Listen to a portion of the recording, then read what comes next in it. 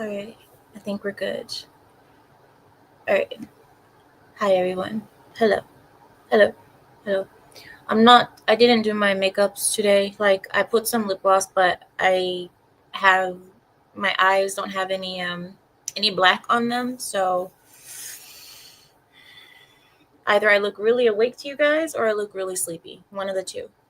So, should I put something on? Should I put something on my eyes? Because they look so boring, right? Well, I mean, you guys have seen me every which way. You guys have seen me. Um, what does that mean? Yin yang look. What does that mean? Go to the naughty corner. Just go to the naughty corner. Because I don't know what you mean, so go to the naughty corner. Hi, John Doe. Welcome, John Doe. No, you look fine. Okay. Well then, I mean, if you guys say it's fine, but then again, should I trust you guys? I could wear mascara. Whatever. It's fine. It's fine. I mean, you guys have seen me pretty much natural anyway, so actually no, you guys have seen me take off my makeup on stream like 3 times. So yeah, you guys have seen me more than natural. So you guys know me. All right, we're good. He says that was a compliment, but I take it back. Well, I don't know what it means, so it's not a compliment if I don't know what it means. Zealot, go to the naughty corner. Larry, get your A. So, all right then. So you guys are probably confused. Oh, thank you, Neil. See, at least somebody knows how to leave normal compliments. Zealot, take some pointers. But you guys saw the title, and I know the title is kind of off of your understanding. You don't understand what it means. Let me go. Let me go, because I'm actually in a hostage situation, and most of you guys didn't know about this, but I am in a hostage situation. I've been in a hostage situation for the last couple of years, but I've never really spoken about it. But I'm ready to talk about it because I think a lot of people kind of figured it out. I've gotten emails about it. I've gotten emails about people asking me about it, but yeah, I'm ready to talk about it. And yeah, the title is Let Me Go because, yeah, no, I'm not saying that you guys have to let me go. No, you guys not understanding. Hi, Aaron. Hi, Aaron girl. How are you? Hello, Fionn. Says your top with the blue over half looks like yin and. Oh, really? I didn't know that. Okay, so that makes sense then. That makes sense. Because it has, yeah, you're right, dark, and then guys, I don't. Yeah, so, oh, you guys were listening. Okay, I didn't know if you guys were listening, but okay then. So let's begin. There are some things that I wanted to show you all, but I don't know if my internet is going to cooperate. And if it doesn't cooperate, what we can do is go down to the tea room. So what I'll try to do is show you the videos with me here, and then, you know what I mean? But we'll do that after the news. So let's do the news first, and then we can talk about my hostage situation, and then we can watch the videos together if you want. I have a few videos set up for you guys. But a few of you all have emailed me about the hostage situation. And like I said, it's not something that I'm proud of, but I don't have another way to explain it to you. So yeah, so we'll just have to talk about it, like from point A to point B to point C, but we'll do that in a second. First, let's talk about, yeah. And you guys pick up on so many things. That's crazy. That's amazing how you guys pick up on so many things. I love it, but then I also hate it. All right, so are you guys ready? Hey, Shadu, what'd you do? Are you done being in the kitchen? I quit.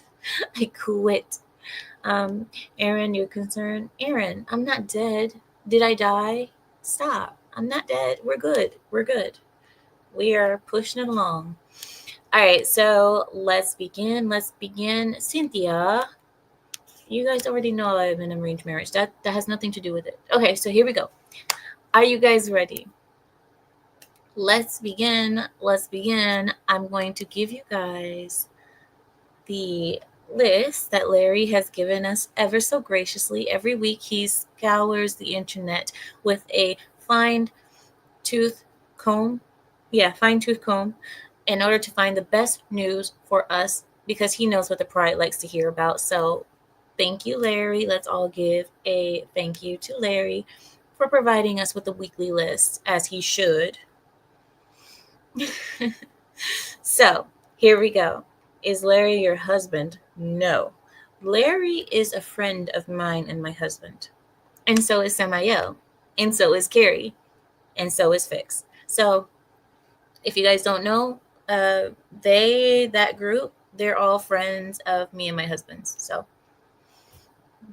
that's how we're all friends. But Larry is not my husband. Larry has a wife and she's gorgeous. So yeah, he has his own wife. Okay, and Samuel's a whore. I mean, not a whore, a slut, because he says that he doesn't get paid for it. So he's not married, but he's our friend. He's a good friend of ours, and we consider them like family. So whatever Samael's occupation is on the side is none of our business. I mean, honestly, we just stop asking at this point. We just let it. Yeah. Cynthia, he has his own wife. He does. He does, though. And Sam's whipping boy.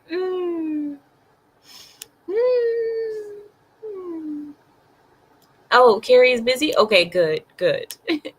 The cuddle session news? What? What are you guys talking about, cuddle session?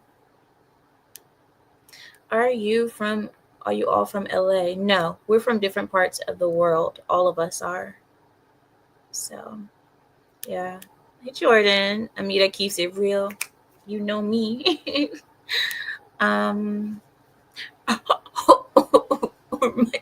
Shadu, stop talking like that. Don't talk like that right now, okay? Be good. Be good. All right.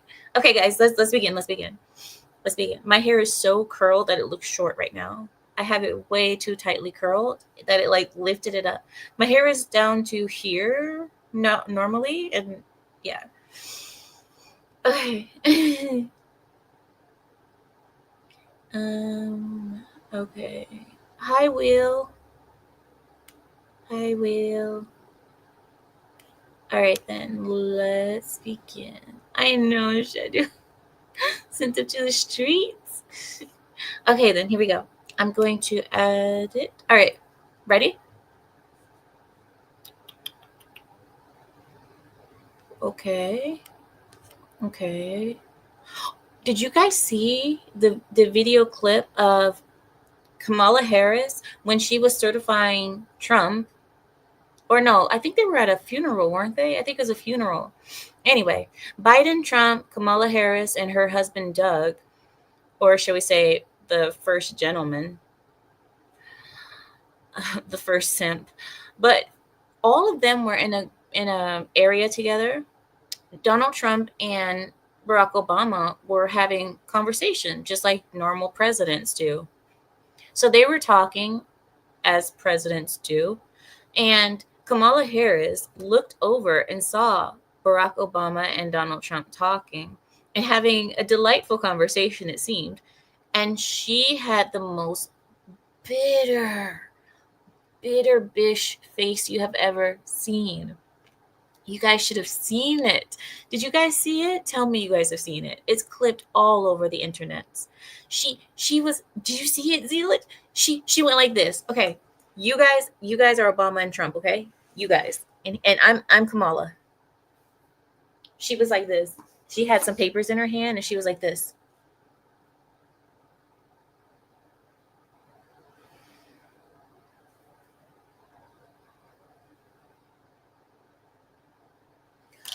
Who sits like that?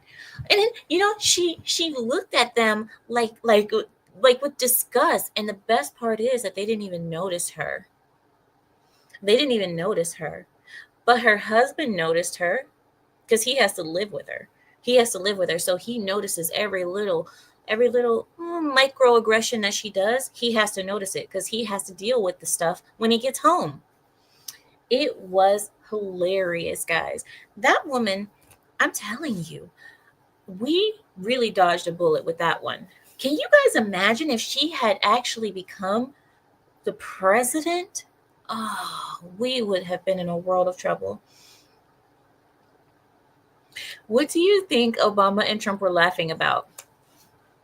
I have a speculation.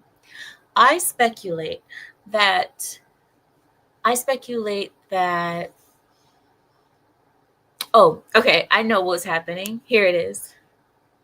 Donald Trump was sitting next to Obama, and he turns over to Obama. He says, "Hey, Barack, come here.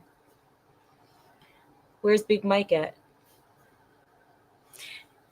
Barack turns back to Donald Trump and says, "He's flirting with your wife." Donald Trump turns back and says, "Oh, I can't say that on YouTube, can I?" I don't know, something sassy. I don't know. But I think the first question was, "Barack, where's Big Mike? Where's Michael at?"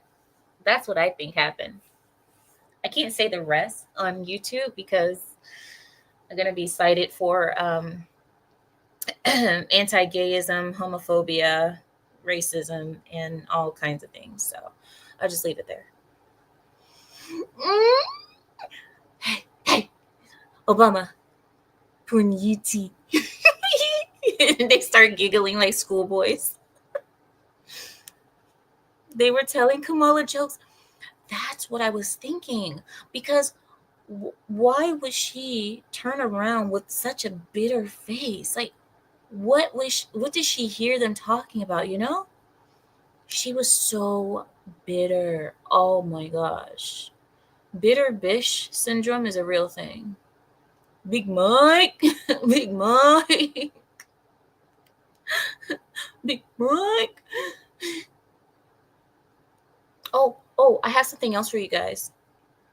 Do you guys remember 4 months ago we had a stream together, yeah? And I was telling you guys a story about California and the governor and some other stuff. Do you guys remember when the ghost in our house threw that thing? Do you guys remember? You guys were there. We were talking, and then the ghost thing threw something in the middle of our stream.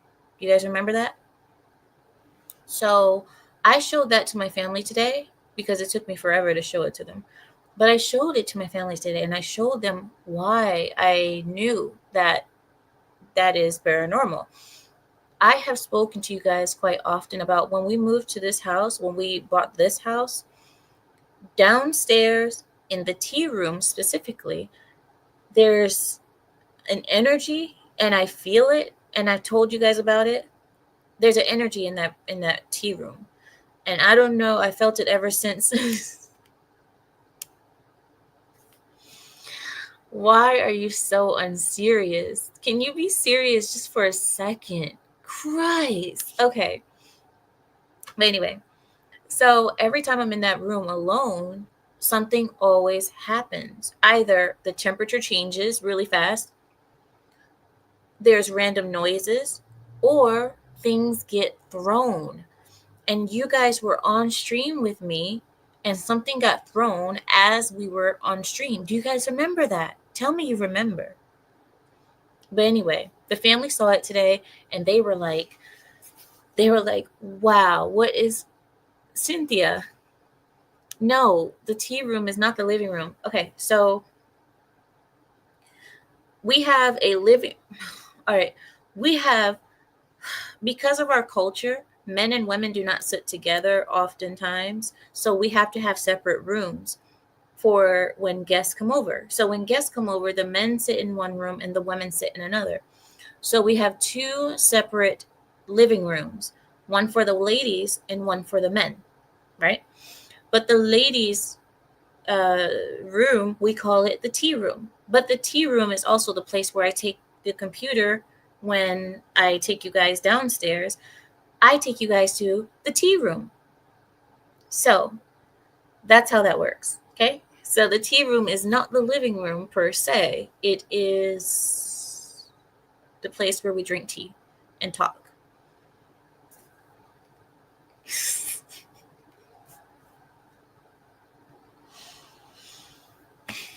Yes, the Puniti room.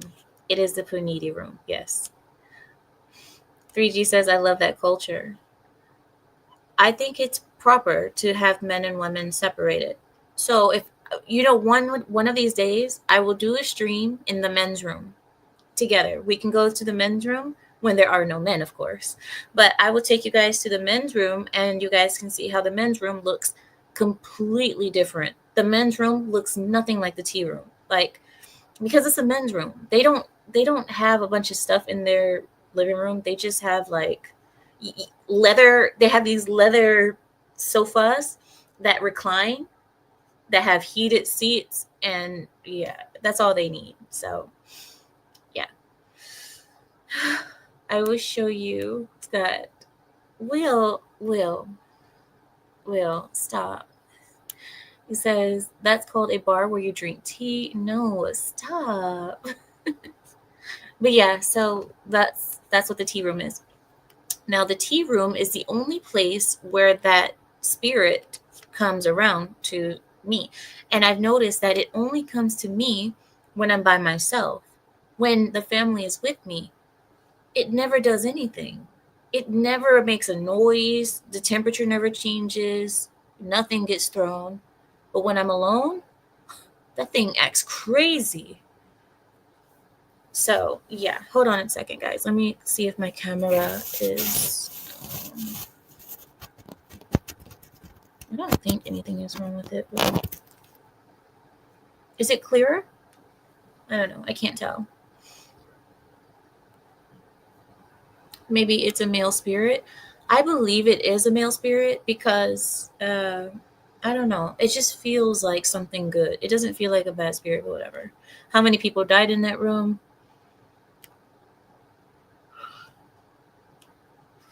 So let's move on. Here we go. Let's go to the news, shall we?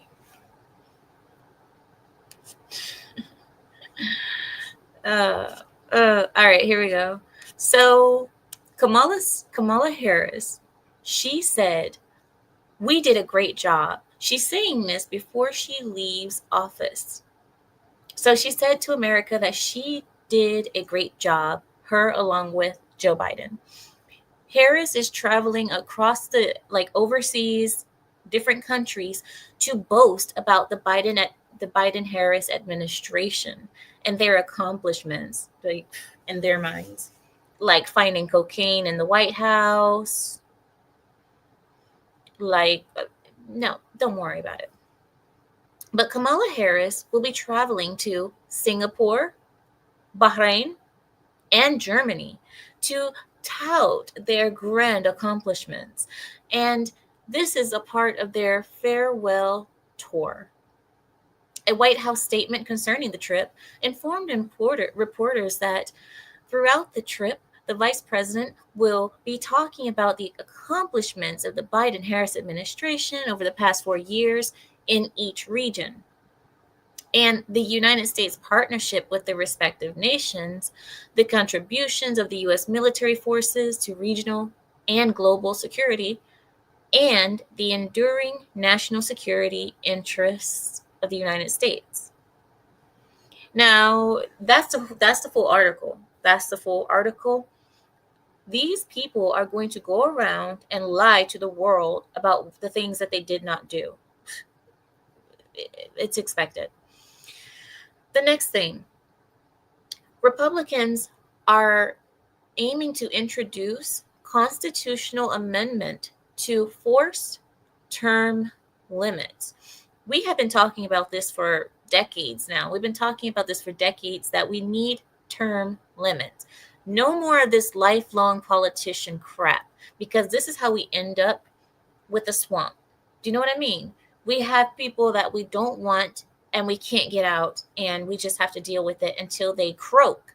We have to wait for these people to die before we can get new blood in. And yeah, we're tired of it. So Senate Republicans, led by Ted Cruz, have introduced a joint resolution that proposes a constitutional amendment to include term limits on Congress.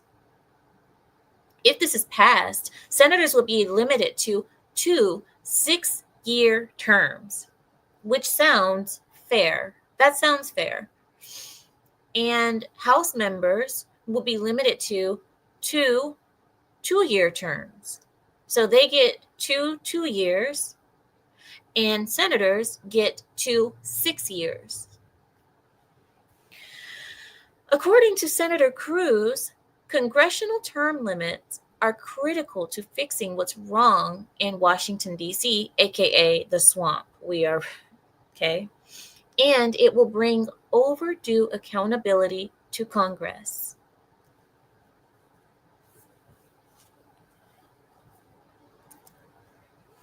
He then urged state officials to push the amendment forward so that the term limits can be ratified. But this isn't Senator Cruz's first attempt to establish term limits in Congress.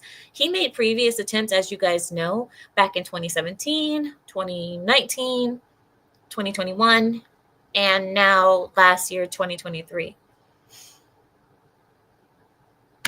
All we can do is hope and pray that this gets done. This is something that we need. We've needed for a long time, but you know the swamp, they are going to try their best to not get kicked out. They want to sit and they want to rot and they want to just fatten themselves up right there in the swamp. Next article. Senate Democrats have agreed to advance a bill that will detain migrants who commit crimes. My blood pressure has already risen, just saying.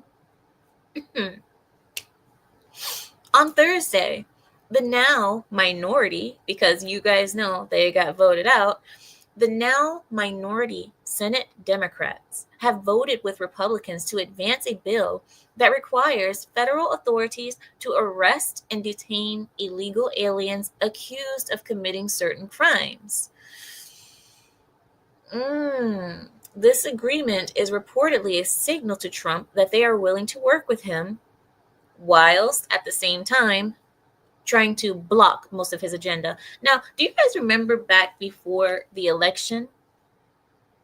Me and you were talking about this a while ago. We were talking about how I said that Democrats use groups, people, and, sexualities and, minorities and all that. They use people for certain agendas and then they drop them like bad habits.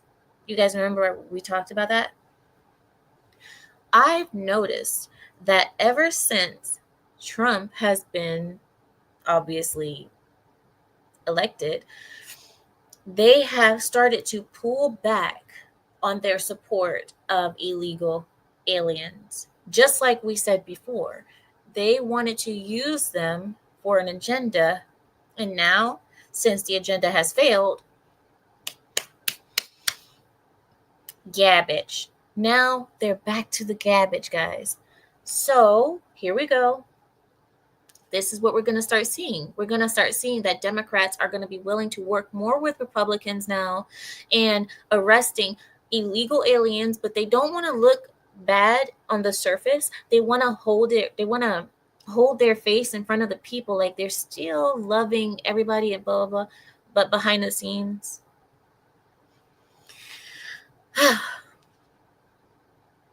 next, I want to move on to the ghetto. Do you guys want to go to the ghetto with me? Let's go to the ghetto.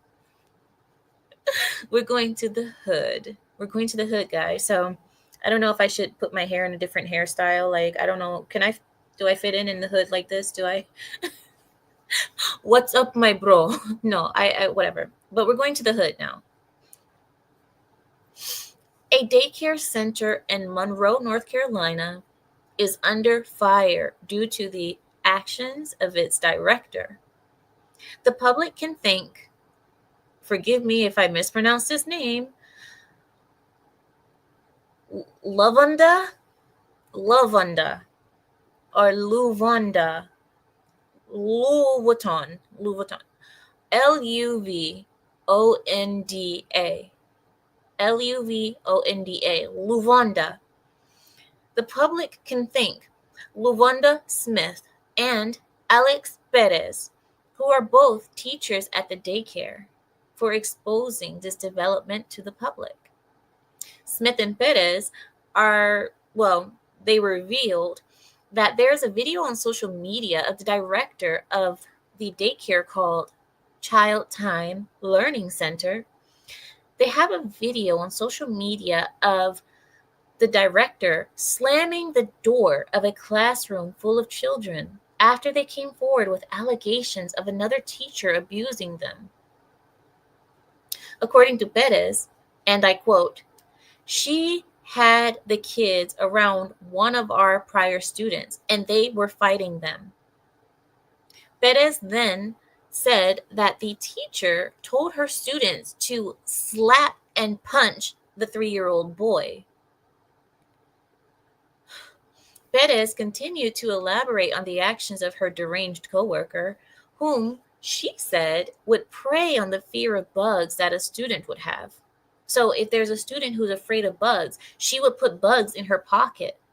So when it came around to that student not listening, she would tell that student, hey, I have bug in my pocket. Look, here's a bug, and pull bugs out of her pockets because that was one of the fears, a big fear of one of the children. But the horror didn't stop there, of course. Perez also told reporters that this teacher even admitted to spraying a 2-year-old's face with disinfectant. Then telling Perez that it was just a little bit. They're fine. Just roll around. And it's not a big deal. What the problem is. After Perez told Smith what was happening to the kids, Smith reported it to the administration. And shortly after, Perez was fired for using her cell phone, and Smith was placed on an administrative leave for speaking to a parent, which doesn't make any sense because they weren't fired for the actual crimes that they committed against the children. They were fired because they used their phone during business time. So if it's your child, pride. A lot of you all work, right? You have to send your child to daycare, yeah? Let's say you come back. Your child has been sprayed in the face with disinfectant. Disinfectant that we know can cause vision issues, blindness, allergic reactions, burning of the skin, chemical burns, all sorts of things can happen. Now, you come back to your child that you left in good hands, supposedly, hands of professionals, supposedly, as a good parent, and you come back to see your child with a red face, possibly blisters, because, oh, it was just a little bit. What do? You as a parent, what do you do when you see that daycare worker? Because I think it will be a good time to show the daycare worker what being sprayed with disinfectant feels like. Don't you? I think she should know how it feels like too. You guys, we're not trying to go to jail. Well, actually, you know what? At that point, does it matter? Does it matter? You said, no, Smith and Perez didn't hurt the kids. They reported it. No, I didn't say that Perez hurt the kids. I said, what would you do to the person who did it? I didn't say that you would go to Smith and Perez, but the person who did it, you as a parent, how would you react when you saw that daycare worker? No. We need a wood chipper emoji. Oh, Fix says mace. Fix, that's a great idea, actually. That will be that, you know what? That's right. Sam Mayel said, I just did a whole live stream about how those who harm children are traitors to their species. You know what? That's true though. It is true because us as a species, we try to protect and promote our species to grow. And if you're harming the young of your own species, of your own kind, then what are you doing? That's the reason why we are at the top of the food chain, is because we stick together. But anyway, Aaron is like 100. All right, here we go. Next, let's move on. New story. There has been an angry judge who has slapped. Do you guys remember what's her name? Fanny Willis. They slapped Fanny. They slapped Fanny's Fanny with a fine. A Georgia court has said that non-compliance has consequences, and they have just gave Fanny Willis a fine for repeat violations of the Open Records Act of Georgia. Government watchdog group called Judicial Watch. I'm sure a lot of you guys know Judicial Watch. They're awesome. But Judicial Watch has filed a lawsuit in Fulton County to obtain documents, which is probably a request for, what's it called? Information request. They are requesting an explanation as to why their requests went unanswered. Because if you guys don't know, any type of office that has to do with government or a civil, you have to answer to records requests. You cannot just not provide. If there's a reason that you cannot provide certain records, you have to give that reason why you can't provide them. So Fanny Willis was issued records requests and she refused to respond. I wonder why. But anyway, they are asking for an explanation as to why their records requests went unanswered. And in response, Fulton County Superior Court Judge Robert McBurney ordered the district attorney's office to comply with the request, which also occurred last year. After listening to Fanny Willis and her office's response, Judge McBurney awarded Judicial Watch $21,000 in attorney's fees and other costs. The court agreed with Judicial Watch, who accused Fanny Willis of making likely false representations about the retention of the requested documents. The court found out that Fanny Willis violated the law by ignoring Judicial Watch's request by repeatedly lying about the existence of some of those documents at the very least.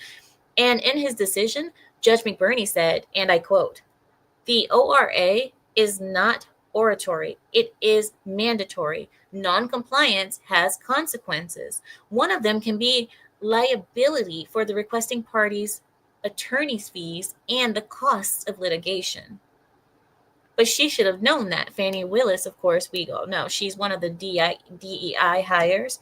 She's one of the diversity, equity, and inclusion hires. We all know. I can't stand her, and I'm sure you guys can't either. She got her Yakub. You know, whoever gave her the name Fanny, they don't like her. If it was her mother didn't like her. That's just wrong. Knowing how that Fanny is used, oh my God. Okay, so let's move on to another story. Hold on. I'm pulling it up now. All right, let's move on. Ooh. Ah! Okay. I have to. I just had to let out a little bit of this is gonna be all right. Okay, so listen, guys, this is gonna be good. Are you guys ready? Here we go. Pfizer and GSK vaccines are now going to have neurological risk warnings. This is something that they have been denying is is even the case since the vaccines came out. Do you guys know that? Since the vaccines came out, they kept on saying that no, everything that these people are saying is just fear tactics, and it's things that the MAGA Republicans say in order to get people to not use the vaccines. Do you guys remember? Every time people would complain that something was wrong with their brain after using the vaccines, that they couldn't remember things, they're not well, dizzy spells, how a lot of neurological issues would come with that, and they kept on being denied. But now they can't be denied anymore because, according to the US Food Drug Administration, COVID vaccines manufactured by MSK and Pfizer will now be forced to carry warnings of an increased risk of developing rare neurological disorders and Guillain-Barre syndrome, and that's up to 42 days after vaccination. The Guillain-Barre syndrome is a disorder where the body's immune system damages the nerve cells, causing muscle weakness and, in some cases, paralysis. This syndrome is called GBS, Guillain-Barre syndrome. I know GD, people died and they hid the truth, but guess what? That's not the first time that they've done something like that. I mean, look at cigarettes. With cigarettes, they said for the longest that it was good for your health, that doctors recommended it for people who have asthma. Remember that they were recommending cigarettes for asthma patients because they said it opened up the lungs to smoke. They recommended it to pregnant women so that they wouldn't have too much morning sickness. Do you guys remember that? Because women would complain about vomiting and having morning sickness, so it was prescribed to them to smoke cigarettes. This isn't the first time that the government has hid things, and this is the reason why so many people like us, all the MAGA maggots and all that, the tinfoil hat people, this is the reason why we didn't trust, and I still don't trust. Why would I believe what the government says? Why would I believe that? We all remember the syphilis tests. Okay.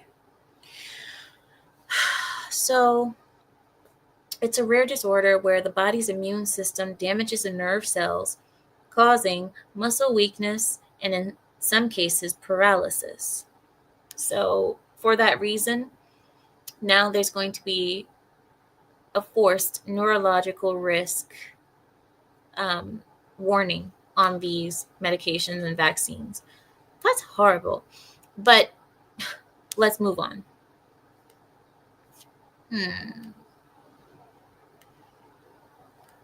Ooh. Okay, I have another good story for you guys. So we've been talking about illegal immigration for the longest, right? And especially now, since we're post-election, this is important for you guys to hear. The Biden administration has extended the temporary extended statuses of illegal aliens from El Salvador, Venezuela, Sudan, and Ukraine for another 18 months. They're doing this citing environmental disasters in El Salvador, the economic crisis in Venezuela, ongoing issues in Sudan, and the war in Ukraine and Russia. This move was done at the urging of illegal alien activists and Senate Democrats led by Senator Dick Durbin.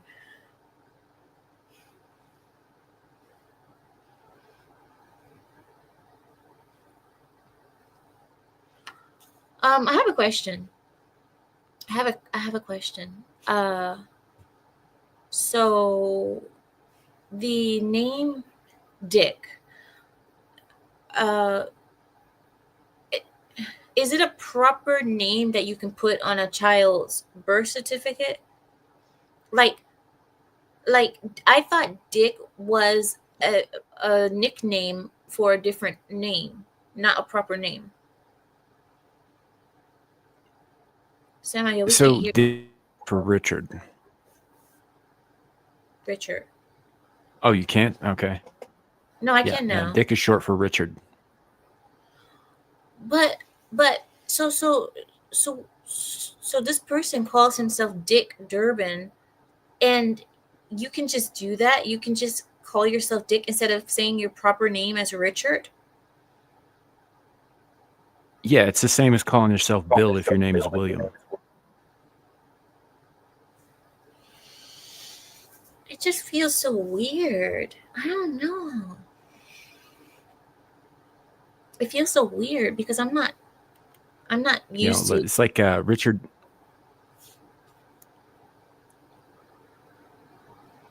Yeah, it's like Richard Nixon. Everybody knew him as Tricky Dick because Dick is short for Richard. But why Tricky? Because he was slimy as shit. He was a slimy dick. Well, that's not how I meant that to come out, but sure, we can go with that. No, it was because he was dishonest and paranoid. I don't know. Okay, all right. Well, I guess so. Dick Durbin is this guy's name, and it, all right, I'll continue with the story.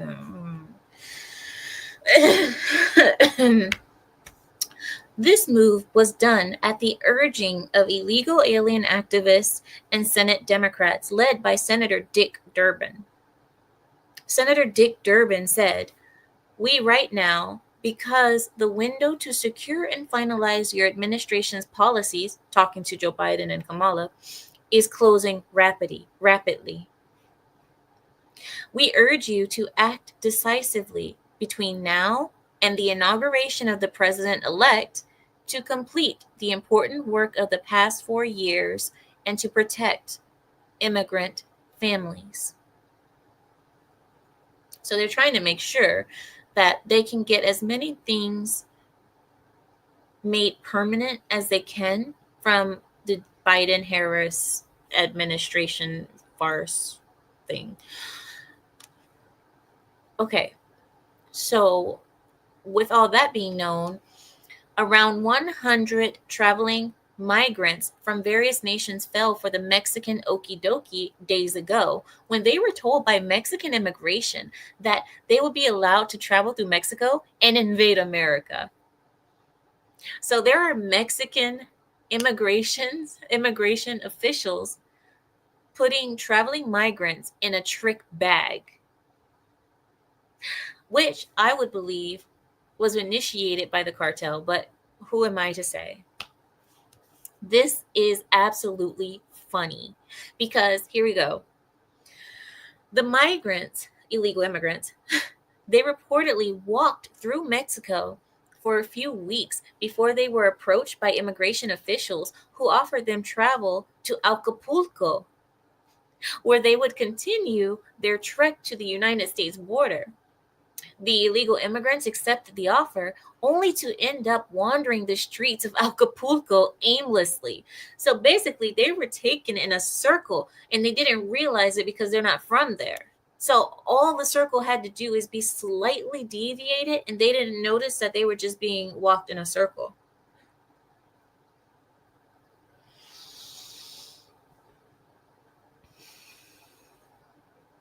Oh my gosh. But they were told that they were told by Mexican immigration that they would be allowed to travel through Mexico and invade America. This is part of an invasion supposedly. But instead, they were taken for a dog walk. They were taken for a grand tour of Acapulco. This is absolutely hilarious to me. So they took the illegal immigrants for a dog walk around the streets of Acapulco aimlessly. Then there was a dispersion and exhaustion. And that is a policy of Mexico's current administration that they came up with to deal with migrants trying to reach the United States.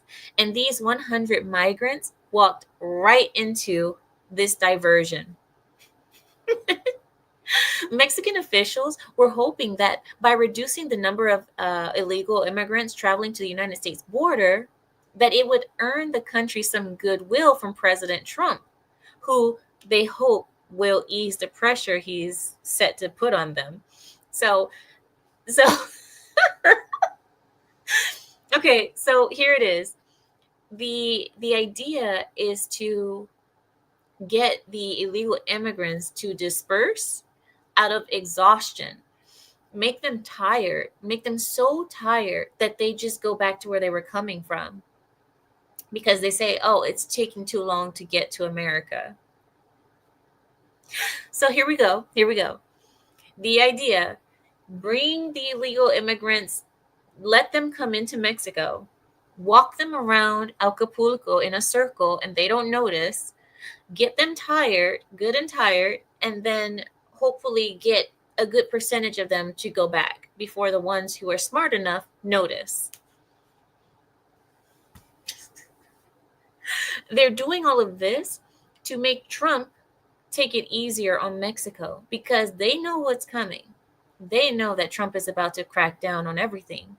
So they're trying to find ways themselves that they can deal with the issue, because we have to also remember, it's not just America that's dealing with illegal immigration. It's also Mexico, because Mexico is a part of the journey. No matter what country you're coming from, Mexico is the destination, because you have to get through Mexico to get to America. So Mexico is in this, whether they like it or not, too. And it's not just their people that are coming to the States.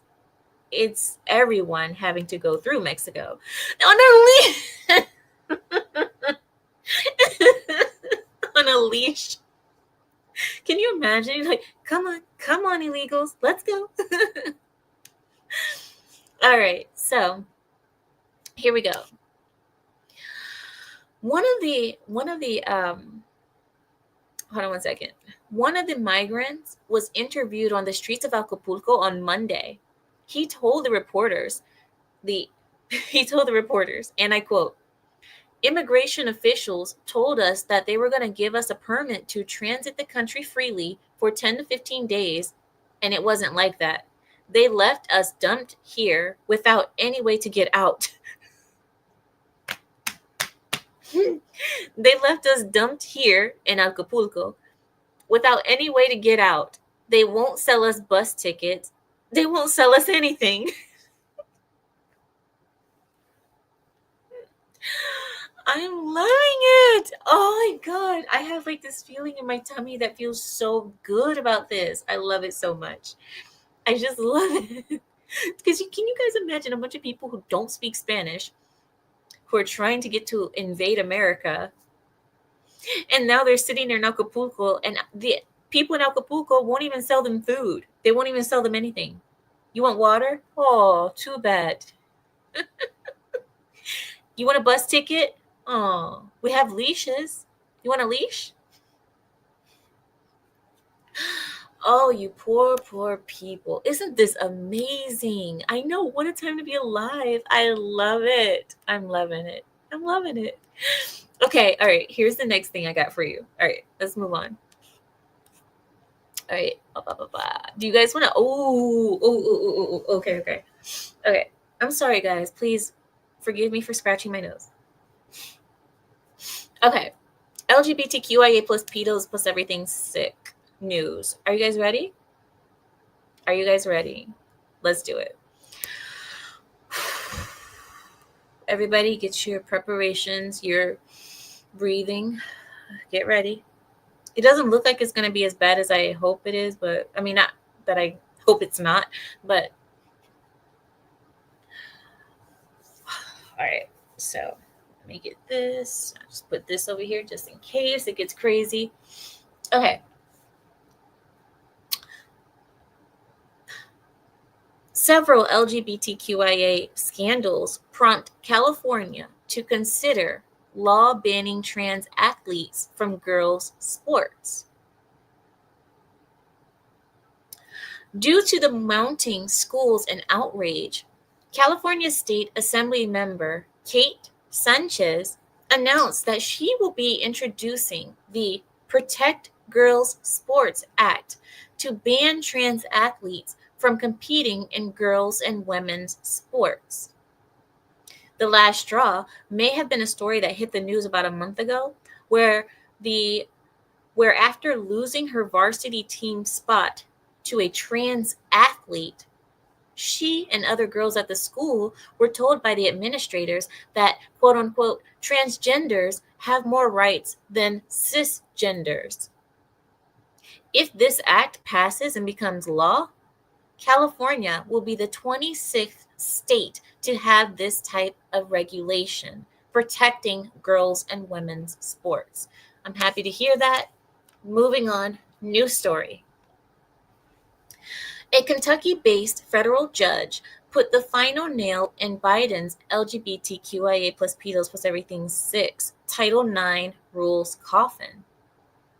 A federal judge in Kentucky ruled that the Biden administration overstepped its presidential authority when he created specific protections for LGBTQIA plus pedo for everything 6 students in Title IX.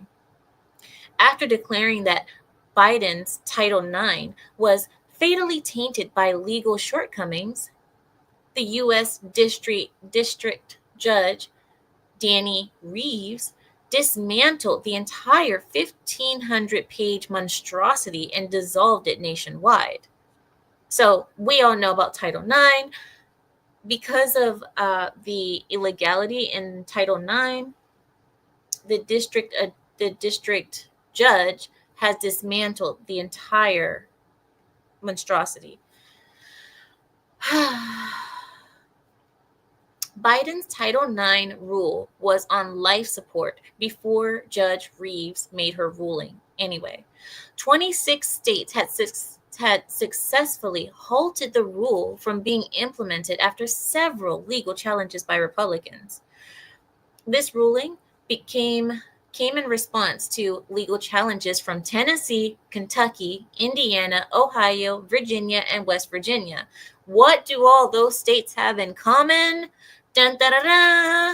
Normal people. That's what it is. Normal people. But some people would call them racist people, but I call them normal. But whatever. Because, when I list those states, Tennessee, Kentucky, Indiana, Ohio, Virginia, and West Virginia, the only 2 states that people are going to say that the people aren't so racist are Ohio and Indiana. But aside from that, Tennessee, Kentucky, Virginia, and West Virginia are kind of known to be some of the most racist states. But to me, it seems like pretty normal people. And I believe that at this point, being called racist just means that you're normal.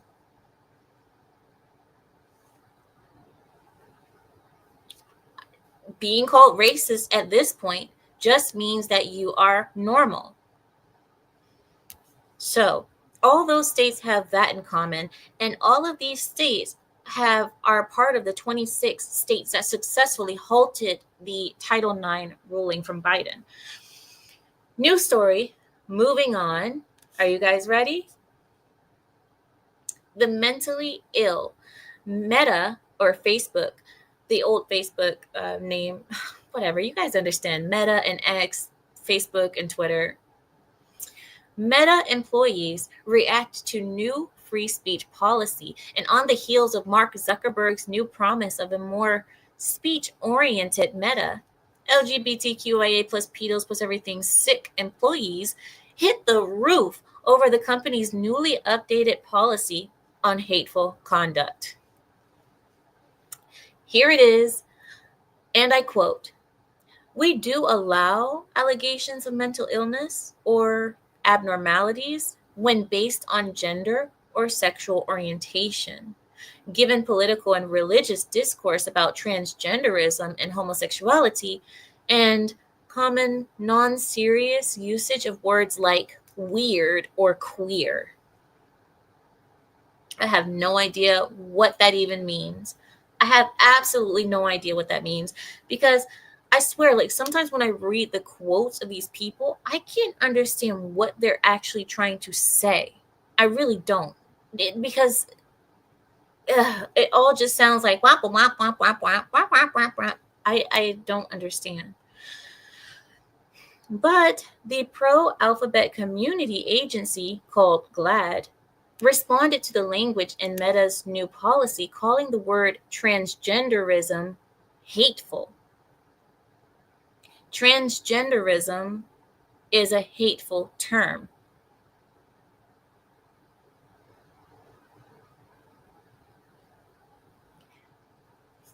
Do you guys see what I'm talking about? They did it again. They just did it again. Transgenderism is a hateful word. Exactly, Aaron. What? What are you talking about? I'm confused. I mean, I'm shocked you don't dead name anymore. Stop affirming Twitter and Facebook. Ugh. Okay, my apologies. Okay, Twitter and Facebook. We're not using their new names anymore.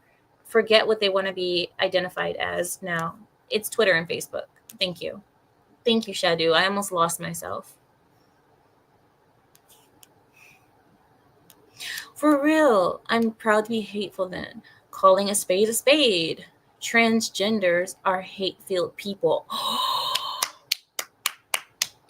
You're not allowed to say that. You're not allowed to say that, Fix. Thanks. You're not allowed to do that. All right. So they said the word transgenderism is hateful. And as for Meta's alphabet employees, the rainbows, the hays, many of them expressed their anger at the leadership, and they're mad that they did not ask for their input before implementing these new guidelines. After internal documents on the changes were leaked to the press, new policy head Joel Kaplan said, "We're getting rid of a number of restrictions on topics like immigration, gender identity, and gender that are a subject of frequent political discourse and debate. It's not right that things can be said on TV or on the floor of Congress, but not on our platforms."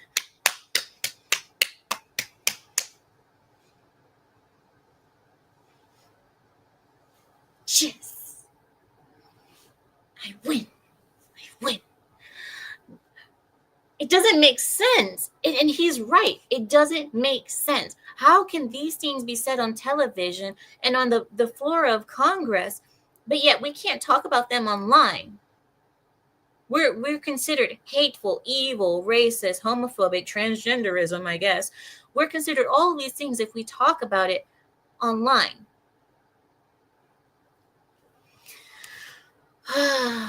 Seriously. I know Fix. Fix is like, oh, too late for me then. F it. She's like, I'm just going to go all the way in because who cares? Okay. So there is a special report here, and I want to share it with you as well because we all know that LA is having a lot of fires and blah, blah, blah. The only reason I'm interested in the LA fires is because, well, it's the Palisades fires. But listen, the only reason I'm interested is because, do you guys know that many insurance companies in California, I think they said that they will not pay for fire damages on houses anymore. It was something like that. Either they said they won't pay full anymore or something like that because they can't afford it. Isn't that crazy?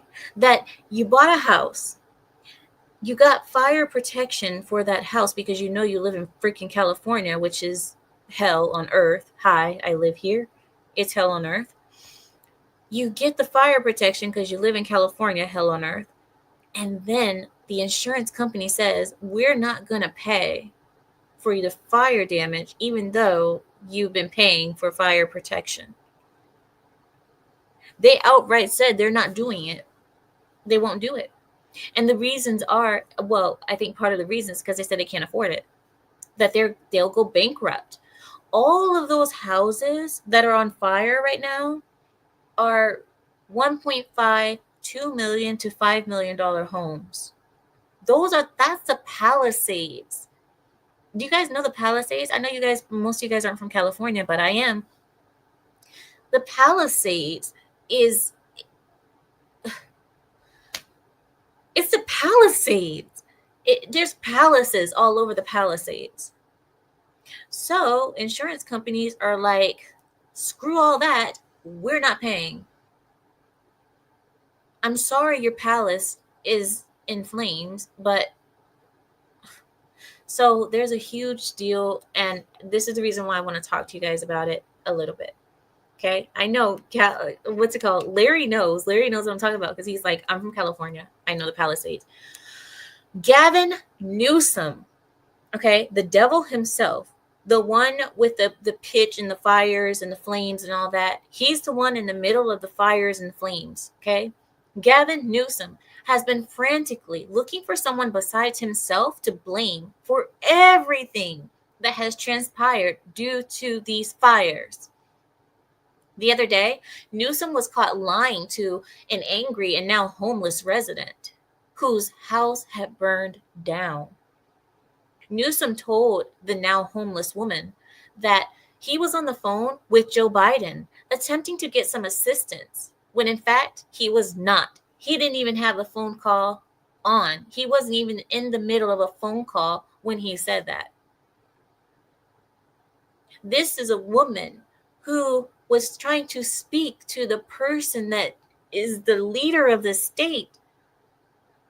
She's just become a new homeless person. Congratulations. You woke up this morning and your prize is homelessness. Welcome to the world of homelessness.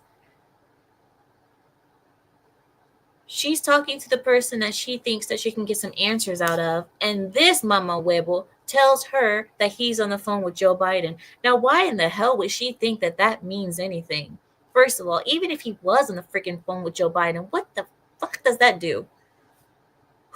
What would he do? Let's be real. What would he do? Joe Biden doesn't even know what California is anymore.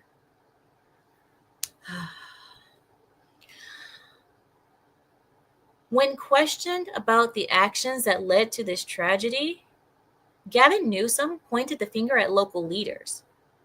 And I quote, he said, so listen, guys, I'm the governor of California, and I want to know the answer.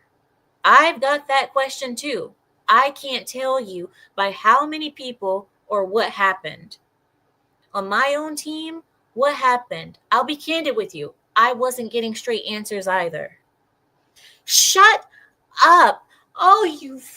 You pussy. You raging, flapping, loose, withered pussy. Oh my God. You're not just a pussy. You're a pussy that's withered and wrinkled and dry. And no, actually it's not dry because it's bloody. You are it's bloody and it's on fire because it's California, of course. You pussy, you are the one that you're supposed to be giving the answers to these people, and you're gonna sit there and say, well, I wasn't getting the straight answers too. It's your freaking job to do that.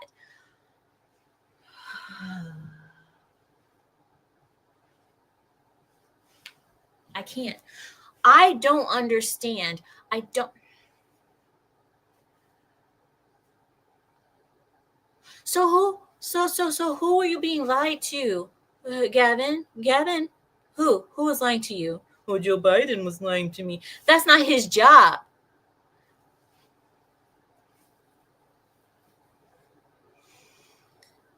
Maybe he should have talked to Maxine Waters. Oh, where has she been? Has anybody heard from her? The Wicked Witch of the West? Has anybody heard from that Tales from the Crypt? Man, I know zealage.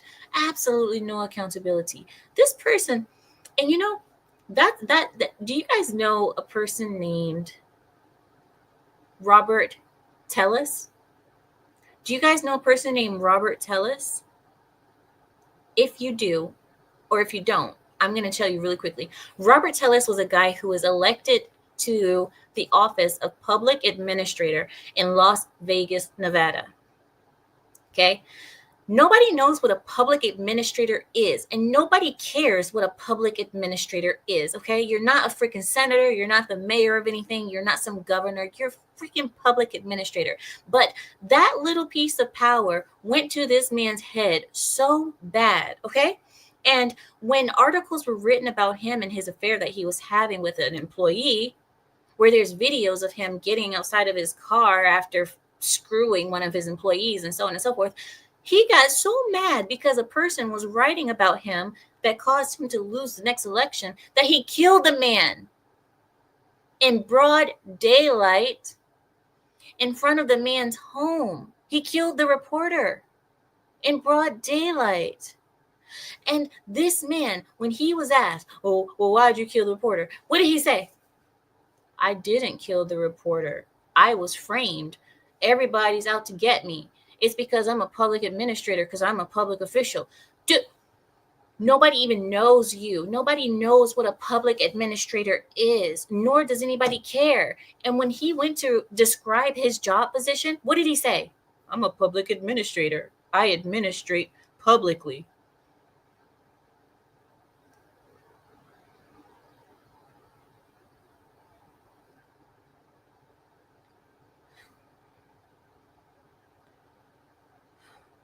This is what Gavin Newsom reminds me of.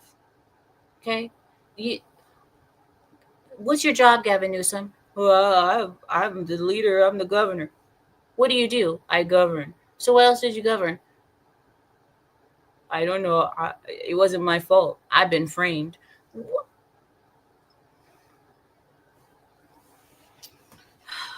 Anyway, he's such a childish governor. Oh my God. It's like when you have a child and they have a brother or sister. Why'd you do it, Alex? It was Barry. I know it wasn't Barry, Alex. I saw you on the camera. He made me do it. Alex, how can Barry make you do something when it was your decision to do it? I was scared. Scared of what? Of you. My gosh.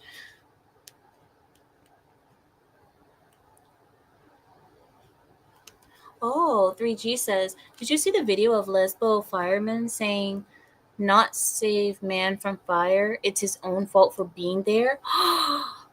No. It was a Lesbo? Wait. Do you mean Lesbo like carpet muncher? Or are we talking like Lesbo, like, is that a name? Is that like a real name? Or is it a carpet muncher? What do you mean? And you said that they said it's their fault for being there to not save a man because no, fix. Don't think about fix. Let's not focus on the small things, okay? Let's not focus on the small details, okay? Fix. Just focus on what I'm saying now. Focus on now, fix. See, that's your problem, fix. You're living in the past. Focus on serious 3G. Now tell me. So it was like that, and she didn't want to save the man because it was a man. Is that what you're trying to say? 3G, is that what you're trying to say? Oh, seriously? Oh my gosh, why am I not surprised?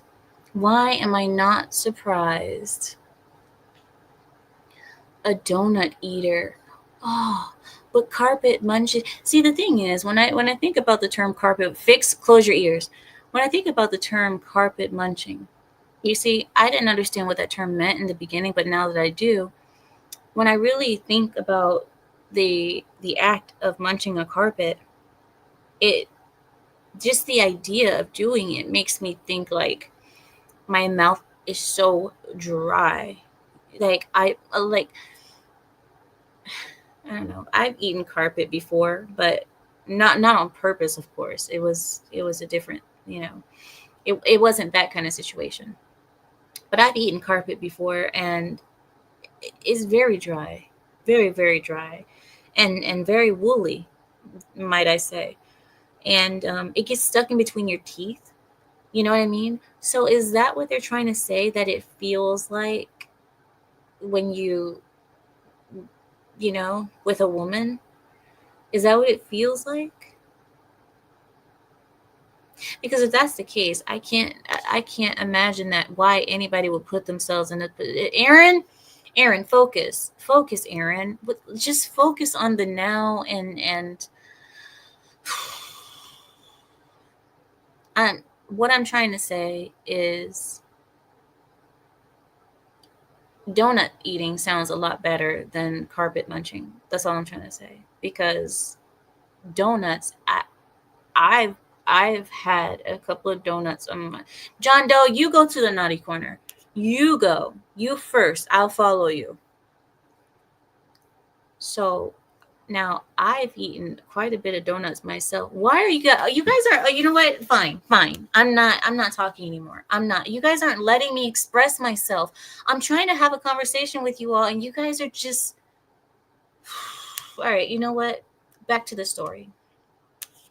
So Newsom is just, yeah. So that's what happened. And anyway, so in a 2018 video from then first term President Donald Trump, he warned the newly elected governor, Gavin Newsom, that he needed to manage California's forests better to help prevent fires, because even Trump knew that if he didn't maintain the forests, that there would be issues.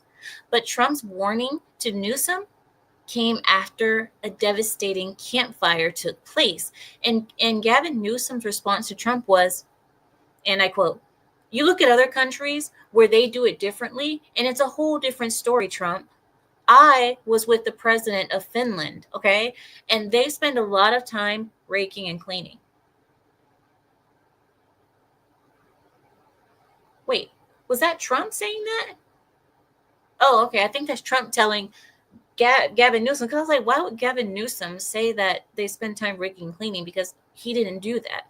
So I think Trump was telling him, you look at other countries where they do it differently, and it's a whole different story. I was with the president of Finland, and they spend a lot of time raking and cleaning, telling Gavin Newsom to do the same.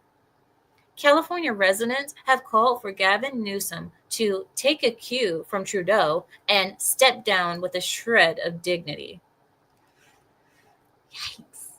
If I would be told something like that, I would definitely leave. I'd be like, "Oh, that's harsh." They said, "Take a cue from Trudeau and step down with a little bit of dignity that you have left."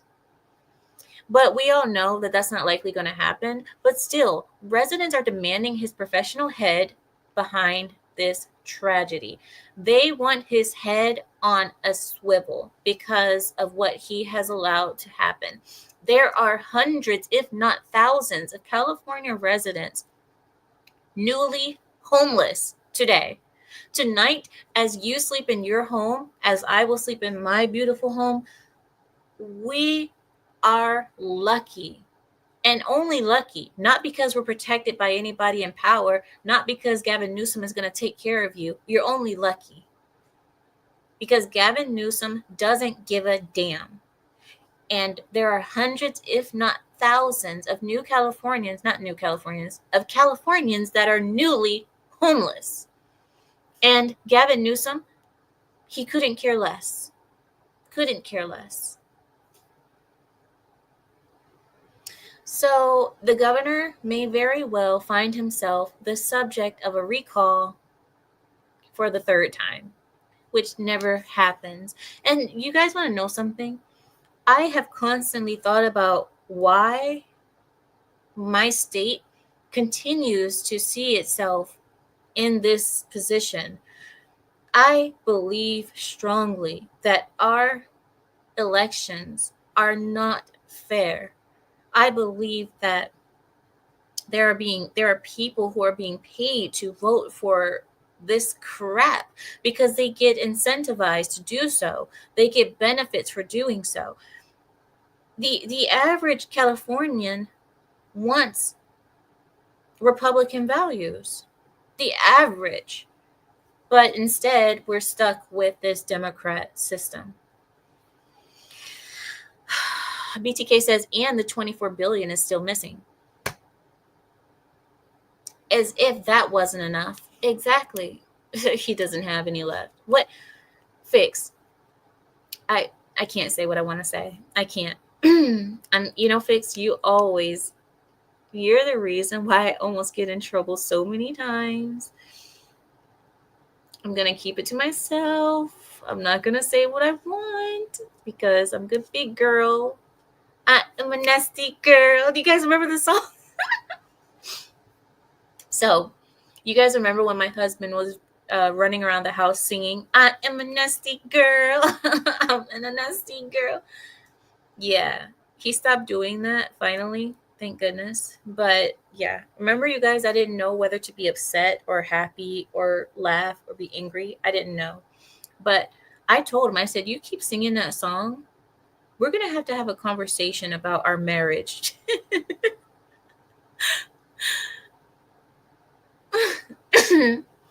I'm lousy because Amira can't be saying what I think she's saying. Huh? Where? No. Amira would never. I've been good. I've been very good. You remember, Erin? I am a nasty girl. Fionn, exactly. I'm positive the elections are fixed. That's exactly what I was trying to get at. I'm certain that they are. Because the average Californian doesn't like the taxes. They don't like the high prices of everything. They want Republican values. They don't like the school system. The schools are not teaching the kids. Californian kids are some of the stupidest in the country. I mean, we were already stupid in this state because we're always like, bruh, surf's up. Now we have, hey, huh? There may not be waves out in the ocean, but there's waves over here. That's what we have now. Come on. We're getting worse and worse. Oh my gosh. Neil says, lack of forest management came up when California had major fires 6 years ago. California not only did not clear out deadwood, they took federal money to do it and use it for other things. And I'm not surprised by that, Neil. I'm not surprised. That's what we see constantly. And that's what people are tired of. Hello, Ahmed. Hello, Ahmedi. Oh, hold on one second. Let me get the charger because it got dark in here. Oh, yeah. I haven't stood up in so long. I am a nasty girl. Ow.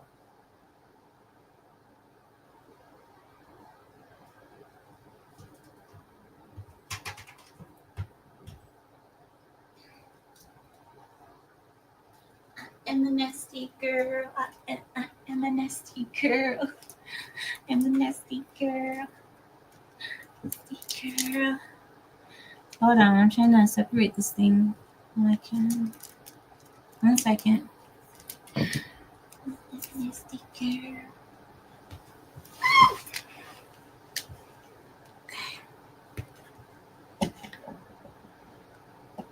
I'm a nasty girl. Come on, suka blood. Ti suka, ti sharmuta. Sharmuta blood. Okay. Shluha. Why are there so many words for bitch in Russian? I just noticed that because you can say shluha, sharmuta, suka, and there's more, but I don't know all of them exactly. There's so many words for that B word. Okay. Oh, Blindy, go to the naughty corner. Are you worried about your husband identifying as a woman? He'll be a hideous woman. It wouldn't work. He can try. It's not gonna work. Yeah, dude. Exactly. We already have that in California. Now it's getting worse. The song is stuck in your head, but for all the wrong reasons. Because I'm sitting here like, how is my husband, who is like he's like strict and big beard and, and this one. And then he's like, I'm a nasty girl. Are you? Are you, honey?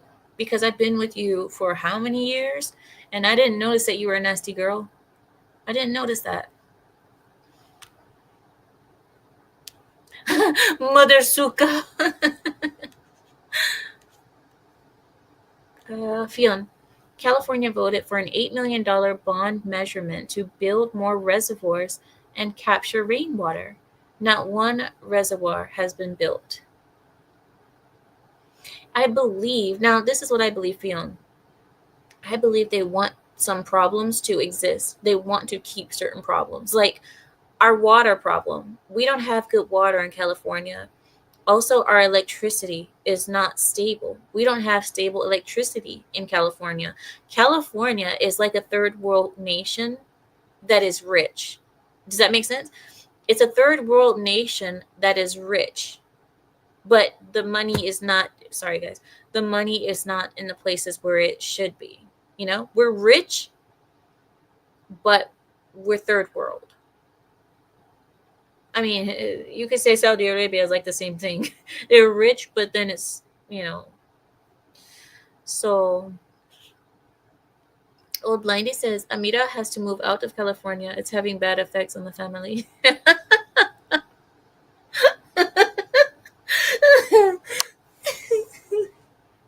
You're right. You know what? You might be onto something. You might be onto something. Women are not weak. Okay. Compared to what, Ahmadi? Compared to what? And says Russian is an expressive and colorful language. Yeah, okay. Colorful if you want to learn many ways to insult another person. Yeah. Oh, I see your comment, Fionn. Okay, I want to give you guys something else. Hold on. I'm pulling it up now.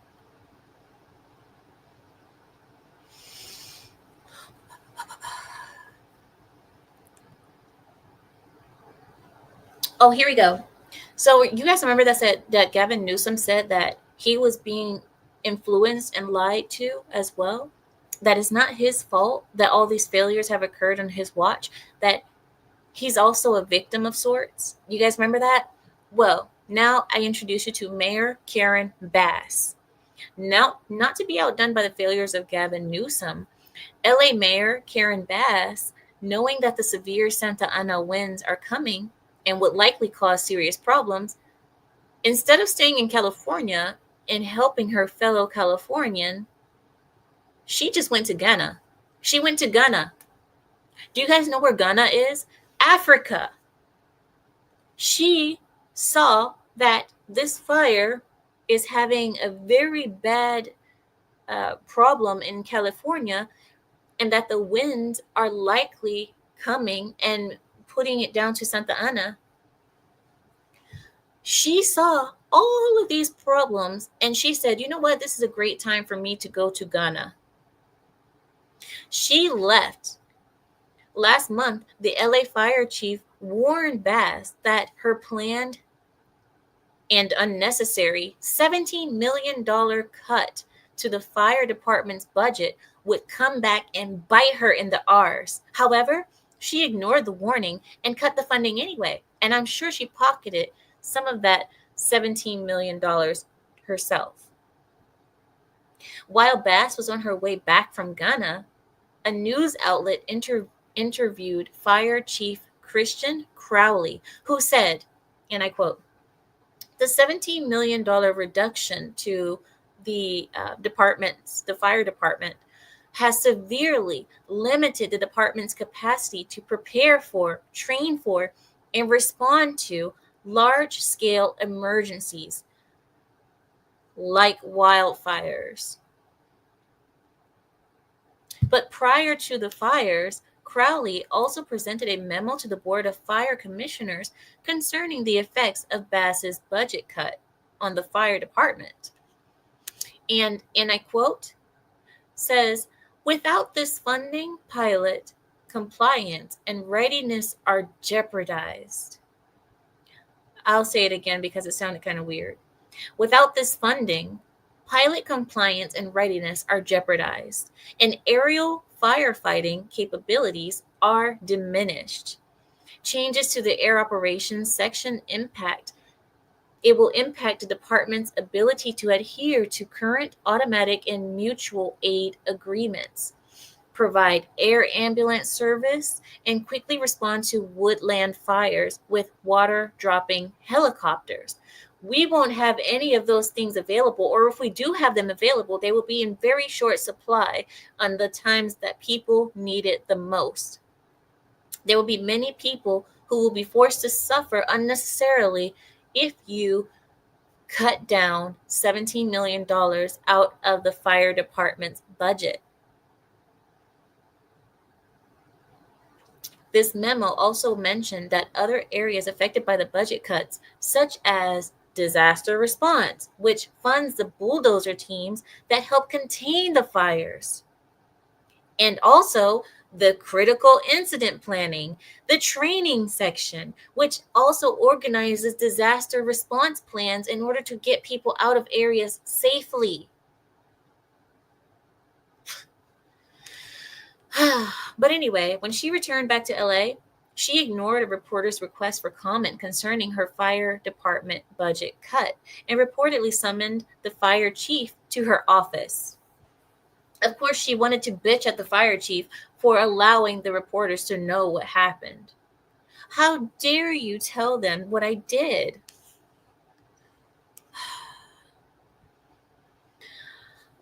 All right. I'm getting irritated with this. I mean, this is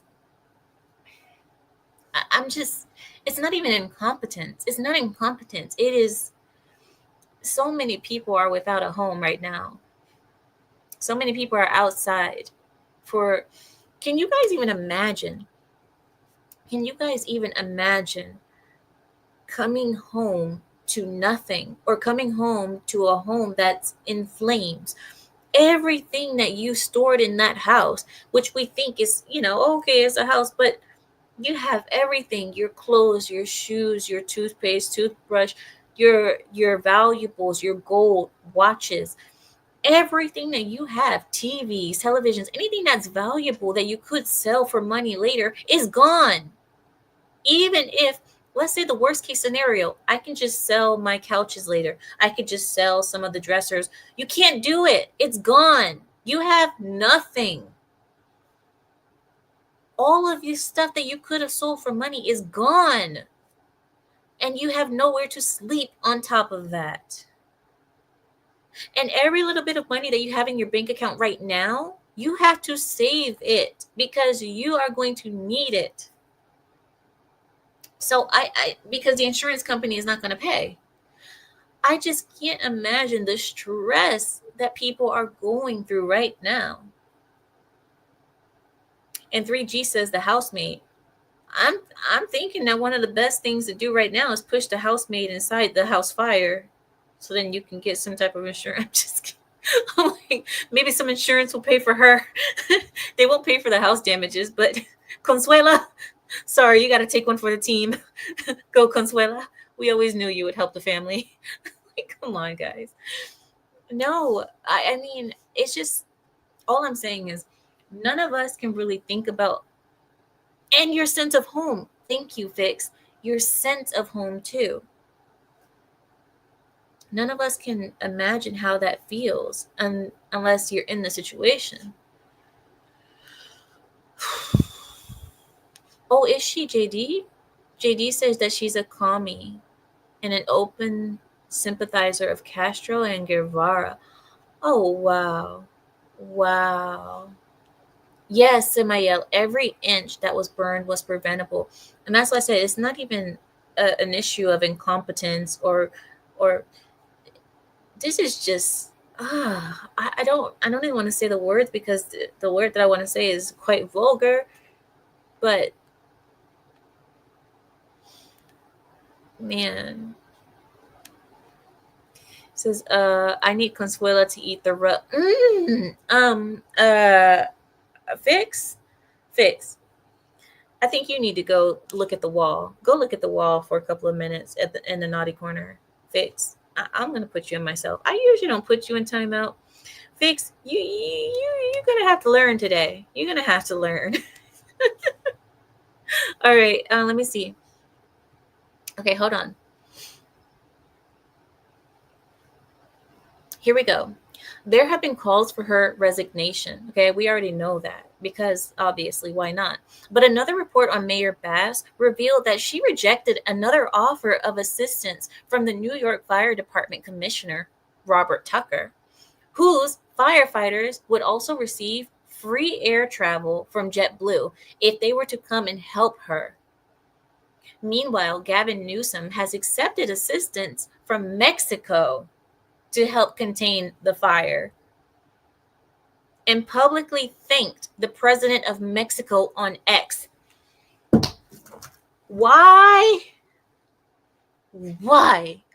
Why? Why? Why? ¿Por qué? Why would you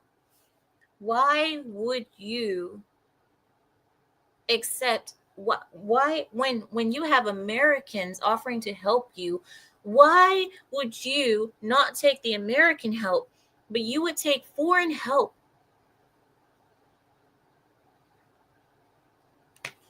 You know how that makes us look? Do you guys realize how that makes us look, right?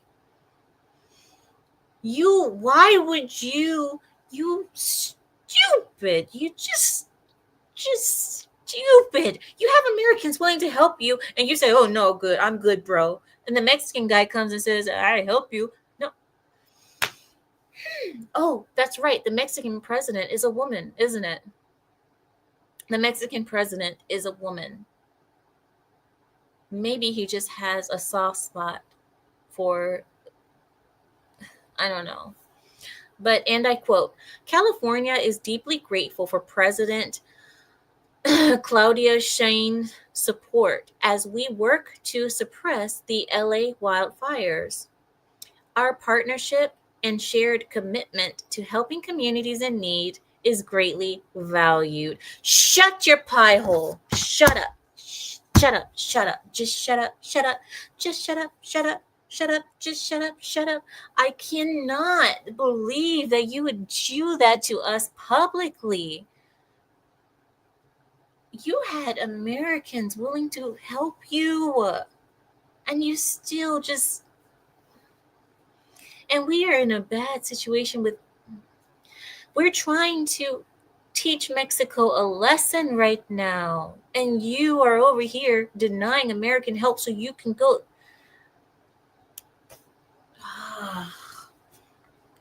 As for federal assistance, Joe Biden, oh my God, I don't even want to talk about him. But as for federal assistance, Joe Biden volunteered the federal government to cover 100% of Californians' recovery costs. Joe Biden volunteered the federal government to cover 100% of California's recovery costs. That would seem nice. But the government doesn't make money.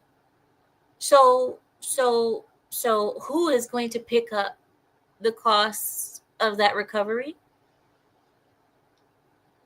The government doesn't make money. They only take money from yeah, me and you. Teamwork makes the dream work, doesn't it? But you know what? Out of anything, I would rather it be Americans helping Americans than the other people. We should not be accepting foreign help for a very American problem when we have Americans that are fully capable of helping. I just don't understand. But, so Joe Biden is offering federal assistance and offering taxpayer money because he got it like that. And this is, and remember guys, this is a problem that has no reason to exist in the first place. There's no reason for it to exist in the first place. This is all right. Okay. All right. Well, I'll move on. So 100% of California's recovery costs are being offered to be taken care of by Joe Biden. This earned the ire of many across the nation. Americans are pissed due to the fact that the outgoing president has done nothing for Georgia or North Carolina residents who are still suffering from their devastating losses. So you didn't do anything for Georgia and North Carolina, but you're willing to offer American money, all of our money, for California. While many believe that Joe is pandering to the left's affluent, supportive base, because obviously we're talking about the friggin' Palisades here. We're not talking about Detroit. Had it been Detroit, it would be a different story now, wouldn't it, Mr. Joe Biden? Oh, okay. But while many believe that Joe is pandering to the left's affluent, supportive base, his declaration is likely a more personal one than anything because Hunter Biden is one of those affluent California supporters. Hunter Biden. Hunter Biden. We all know that Hunter Biden has a $4 million mansion in Malibu. It's a rental home, I guess. A rental home is one of the several properties that burned down. Okay. That 100% coverage that Joe Biden is promising most likely includes the rebuilding of his son's property, of his son's house. So it's not that he's trying to do something so noble. He doesn't want to seem like he's biased and just trying to save his son with federal monies. He wants to make it seem like he's really trying to help California. And isn't it really easy to promise the monies that isn't, you didn't earn that money. It's not your money. It's not going to affect you. So it's really easy to promise monies that's from other people. Exactly. And Hawaii. Hawaii. What did he do for Hawaii? My gosh. I mean, oh, the absolute hypocrisy. I mean, I just get so irritated because, I mean, you guys understand. You guys understand the reasons why I'm irritated. Democrats love your money. Your money.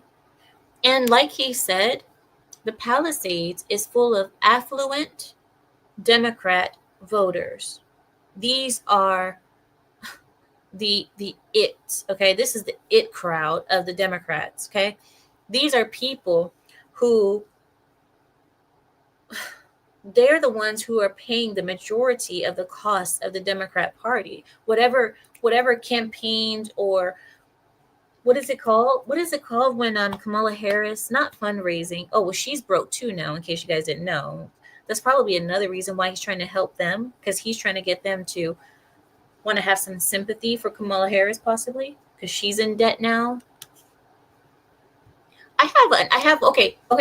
Like, I'm not done yet. I still want to do one more because Larry went crazy this week. And I'm happy that he did, but we got to talk about Jimmy Carter's funeral because that's where that clip came from that I told you guys about Kamala Harris, how she was like, she was looking at Donald Trump and Obama having a conversation, and she was like, that face, why, like, who would make that kind of face knowing that cameras are on you? But she was so jealous that Obama and Trump were having a conversation and being civil when she was probably looking at Obama saying, Obama, I did everything you told me to and I still lost. And you are still talking to my enemy, the thing of my nightmares, and you're standing there talking to him. That's probably what she was thinking.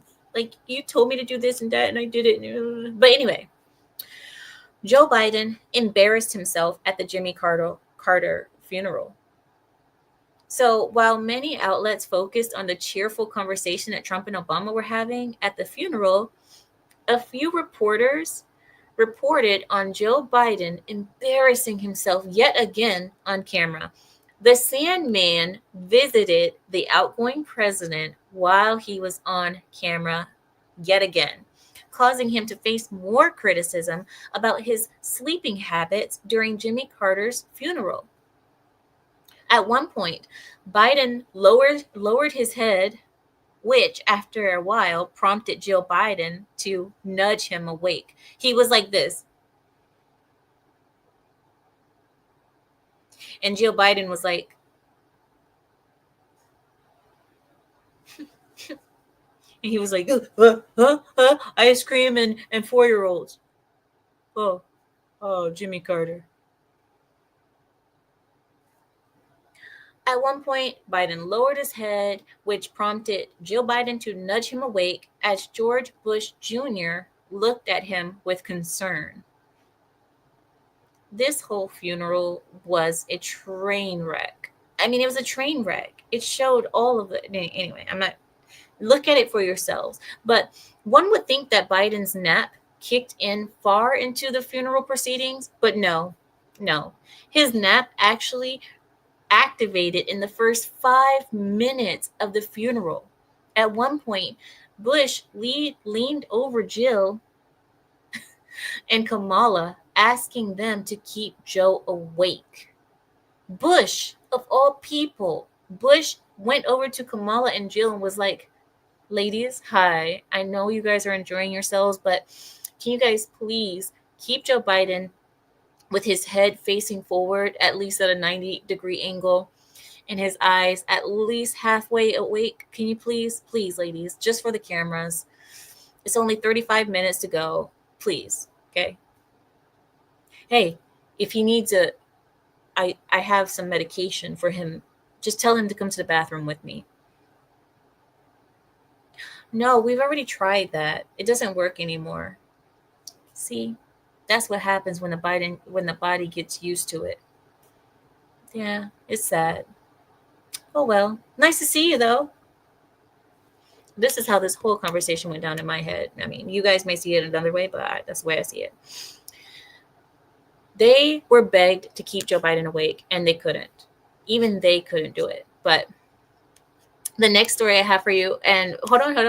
All right, wait. Let me just pull it up. Okay.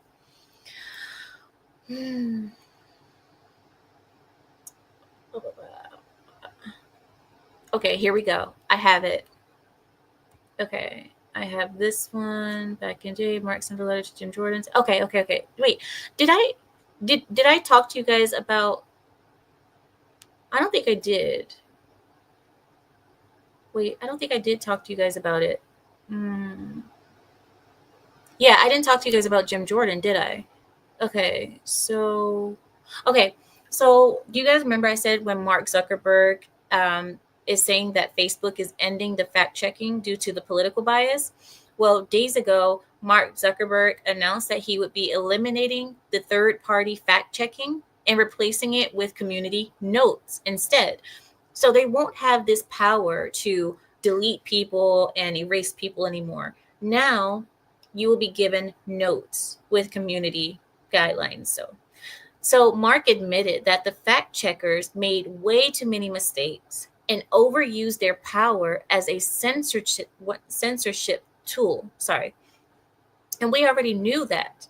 But following this announcement, Mark Zuckerberg issued a public declaration to regain the trust of users and potential users of Facebook. And he said, and I quote, "We're going to get back to our roots and focus on reducing mistakes, simplifying our policies, and restoring free expression back to our platforms." Because now he realizes that you go left, go broke, go woke, go broke. All of the censorship has had a bad influence, bad effect on social media, on people's trust in general of social media platforms, and so on. Now, back in August, Mark Zuckerberg sent a letter to Jim Jordan, of all people. Jim Jordan, I think he's a... Wait, I'm not even gonna say it. Tennessee. No. Oh my God, I always forget Jim Jordan's state. Is it Ohio?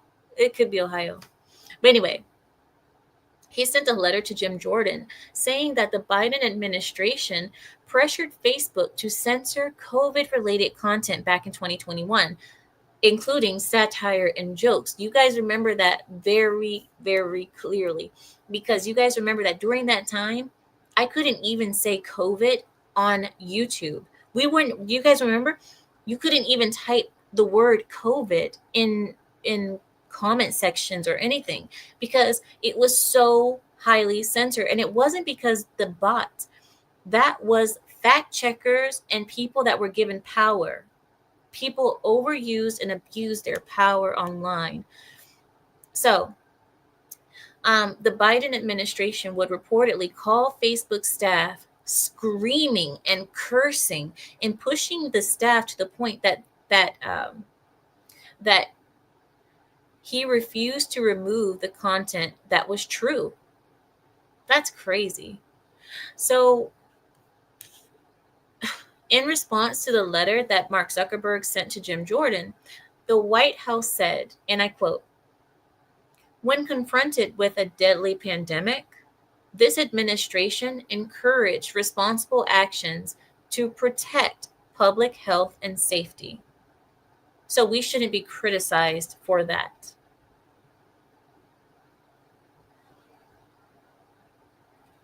What was a threat to public health and safety from people making jokes about a bad situation? People were making jokes and making light of COVID because that's how humans deal with grief. We laugh about it in order to get over it.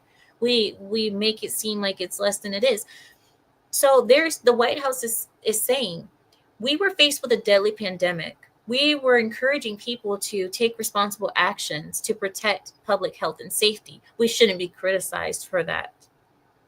We believe tech companies and other private actors should take into account the effects of their actions and what their actions may have on the American people while making independent choices about the information that they present. So when people were talking about the effects, like the neurological effects that COVID had, those comments were deleted. And it's now come out that, what do you know? The vaccine has neurological issues. It gives people neurological issues. When people were talking about those things, which is part of public health and safety, those things were banned. Those things were censored and deleted, and those people were canceled. Only people that were allowed to speak about public health and safety were the people that they deemed appropriate. So this is why people don't trust anymore, is because who is the one to choose who gets to say something? You have people who took the vaccine, who are telling their story about what the vaccine did to them, and they were censored. And then you have people who made the vaccine and who have interested parties financially, and they're allowed to talk about whatever they want to talk about this vaccine. Who would you believe? The party that's invested in this vaccine and who's getting profit from it, or the person who has taken the vaccine and is giving you their experience?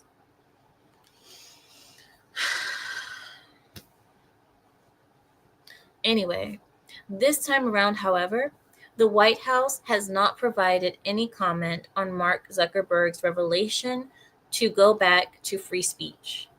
So now that Mark Zuckerberg is saying, you know what, we're going back to free speech, we're not going to continue the censorship and so on. Now the White House is quiet.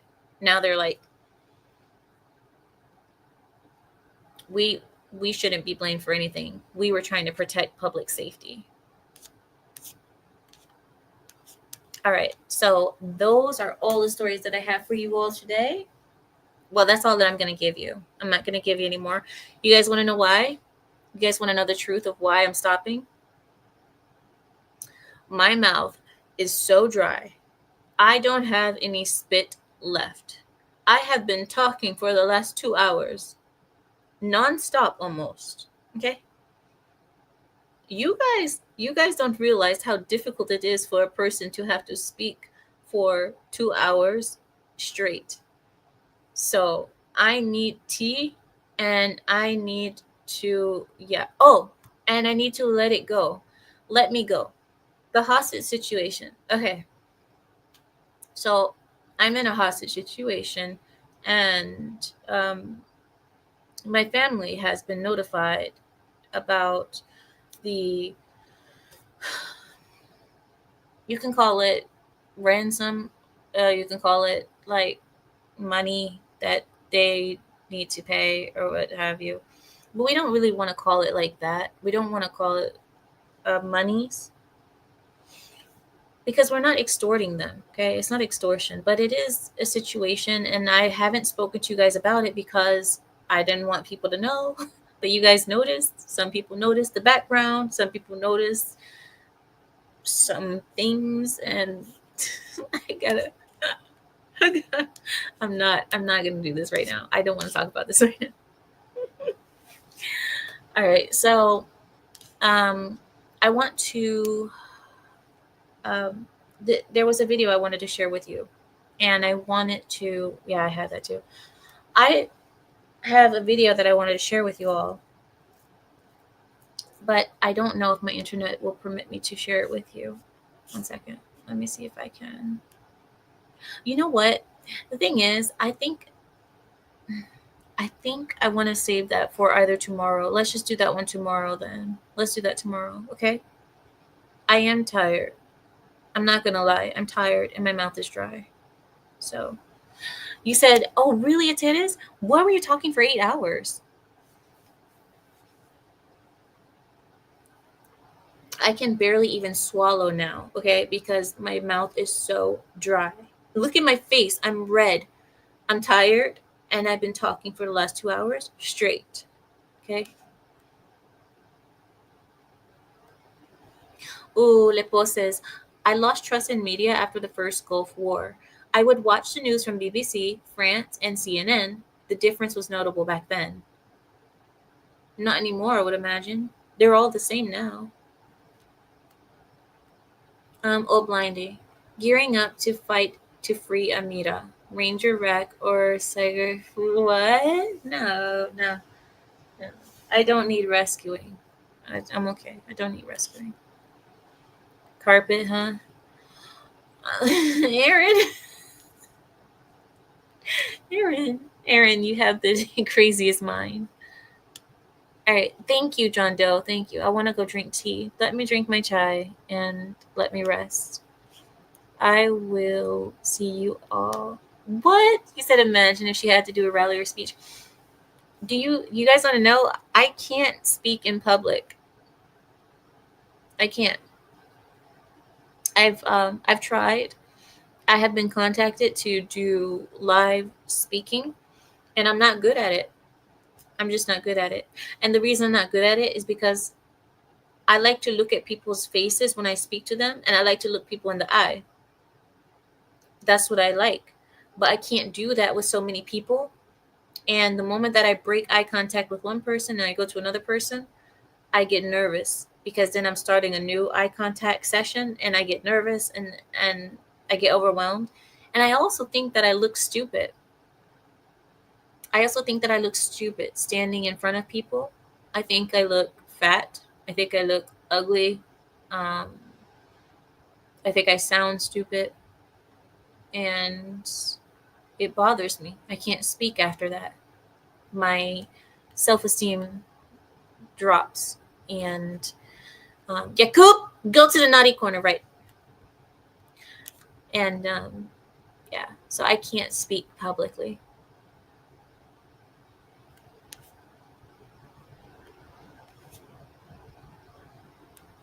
So it's January 20th, my birthday, and Trump is sworn in. Aww.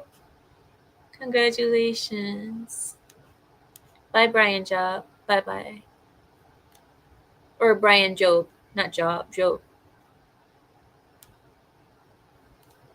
He said people have won elections with no public appearances. I would do it. I just have to be trained. I have to be trained better. Just pick one person and stare at them. and make them feel awkward. I'm not a comedian, 3G. What? Comedians can do that. I can't do that. I was speaking at a political event and I was so nervous and I'm just not good at it. It was horrible. I think that goes for most of us when it comes to public speaking. And but why is that? Like, what do we feel? Lippo says, I tried to watch Lapeef, way too much bickering. Yeah, you got to get into the conversation to actually want to watch. You have to be interested in the topic to want to watch Lippo. If you're not interested in the topic, it would be too much back and forth for you. But yeah, you just got to find a topic that you're interested in when they're talking. Yours is the 24th? Happy birthday, my January pride. You guys know my favorite months are October, number 1 is my favorite. Number 2 is January. Number 3 is November. Number 4 is December. And number 5 is September. But those are my favorite months in order. But January is my second favorite month. You're January 6th. They're still calling that Insurrection Day. The people are so stupid. And people actually believe that. October 1-5? No. No. My birthday, October 1. Your birthday's the 30th? Happy birthday, guys. Hala, Azrael. Hello, hello, hala, hala, habibi. Okay. Aaron said, I was there, but I left when you did both nights. You did great. You represent femininity well. Really? Thanks. I don't consider myself to be that feminine, Aaron. I really don't. I mean, like, I'm not masculine, but at the same time, I'm not soft. I'm not a soft person. And oftentimes I believe that that's what people think that femininity is that it's this soft, delicate flower. I mean, there's a side of me that is soft and delicate, but mostly I'm not soft. But for some reason, I still am very feminine. So I want to ask you guys, not now, maybe another day, what is it that makes me seem feminine if I'm not soft and dainty? What is feminine about me if I'm not the things that people see as feminine? That's my question. I want to know that one day. One day, if anybody has the answer to that, I will love to know it, because I don't know what it is. I don't have a voice that's like, hi guys, welcome. Oh my God. I don't have the highest voice.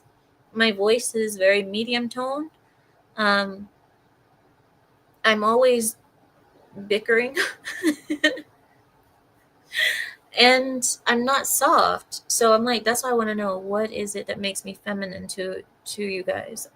I'm curious. I'm just curious. That's all. No, it can't be the case. The face, no, because I've seen girls with very feminine faces, but they act so manly. There's nothing feminine about them. Because you accept who you are and you don't try to be a man. But you would have to listen to me speak first to know that, wouldn't you? You would have to hear me speak. If you didn't hear me speak about that topic, how would you know? To hair. Heated floors and bidets are pretty feminine. Okay, all right. You know what, guys? You guys are so unserious. You guys are so unserious. Get it together. Get it together. Oh, Zealage. Zealage says, I think we're just so starved of femininity that we forgot what it looks like in modern day. You're right. You're right. And I think that's why people think it's this soft, dainty thing. A lot of people are like, femininity is like a girl with roses and flowers in her hair. No, I wouldn't say that it's that. Look at my comment, says Ultra Gamma. I saw it. Hold on, wait. I saw it. He says, because you accept you are. I know, I saw it. I saw. But, well, yeah, I guess that makes sense. That does make sense. You know what, Gamma, you might be right, because I've seen a lot of women act like they want to be men. Do you know what? Does that make sense? Like they they speak over men, they yell at men online, they challenge men. Like, have you, yeah, I know what you're talking about now, Gamma. There are women online when they have panels. Do you guys know when they open the panels? There'll be women speaking to men as if they are like equal, like telling the men like, no, you be quiet, I'm talking, you be quiet, and speaking that way to the men's, and telling them, no, shut up, I'm talking. You're like, I've seen that. And other women saying like, I'm just as good as you, or something like that. And I don't know if that's like equality thing, or I don't know. But Fix, you're out of the naughty corner. You're out of the naughty corner. Nice to see you back. Oh yeah, Lepo. He says, I know you angered one woman there. She was talking over everyone. People said that she got angry because I fat shame. Because I fat shame. And the other person said, when I started fat shaming, that's when that one woman got really upset. So this woman was slightly overweight. She was just a little heavy. She was heavy. And I said, I fat shame. I said, I openly fat shame. I know people don't want to do it anymore, but I still do because I think it's quite effective. That's exactly what I said. I said, I think it's quite effective, fat shaming. And I said, I fat shame and I believe, blah, blah, blah. And ever since I said that, she's like, Amira, who do you think you are? You're from Lebanon. Your people are what she said? Oh yeah, your people are killing women with stones and sticks and rocks, and you come over here saying that Lebanese culture is better than American culture, and who are you? And no, no, no. And I said, that's not what I said at all. That's how I know you don't listen to me. That's not what I said. I said, I'm not saying anything about Lebanese culture. I said, I live in America and I see what feminism has done to the Western world as a whole. That's not just America, that's London, UK, or not London, UK. You guys understand? I was London. I was like, that's Europe, that's United States, Canada, and parts of Latin America. And yeah, but she was like so mad. If you guys watch, oh my gosh. You said, wait, you're a female. Why don't you want to be feminine? Huh? That I didn't say that. Oh, you didn't understand the question. Aaron says it's women's intuition. I feel that too, Aaron. Like, I can sense if a woman is, I can sense it too.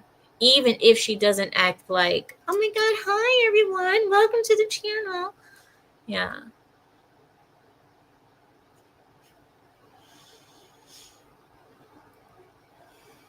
Go to the naughty corner. Go. Just go. Right now. Go look at the wall. Well, and submitting to my husband. I, I, oh, and, but, then again, people would say that that's part of me being trained in my culture, because in my culture, we don't have a choice but to submit. So, Fix, you guys may see that as feminine, but we see it as a culture. But yeah. Okay, I'll let you guys go then. I'll let you guys go. I'm sleepy. I wanted to hear you guys' answer to that, but I'm not trying to get you guys to talk more. I've just always been curious. I've always been curious to what you guys see in me, and God, I sound so freaking narcissistic. Like, I sound so narcissistic. No, but I am curious. I'll just be honest. I am curious. I'm not lying. I'm telling you guys the truth. I mean, if it sounds narcissistic, then so be it.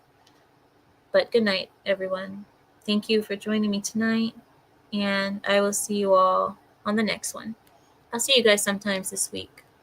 Probably Wednesday or Thursday, I'm thinking. Unless anything happens, unless something happens. Okay? So, tell me you love me. Never, never. I never love anybody. Beak says he only saw the first few minutes. Oh. Well, don't watch it back, Beak. Don't. Nothing happened. Don't watch it. He says Lizzo is beautiful. I know, you remind me of Lizzo. That's hate speech. GD says sometimes shaming is not about insulting someone, it's just saying the truth. But you know what they'll argue, JD? Or GD? They'll say sometimes the truth doesn't need to be said. Who says that the truth needs to be spoken? Or is it really the truth, or is it just your truth? Because her truth might be different from your truth. Trust me, I've gone back and forth with people about this whole truth thing. Trust me. All right, then. Good night, everyone. I will see you all in the next one. And with that, I yield my time.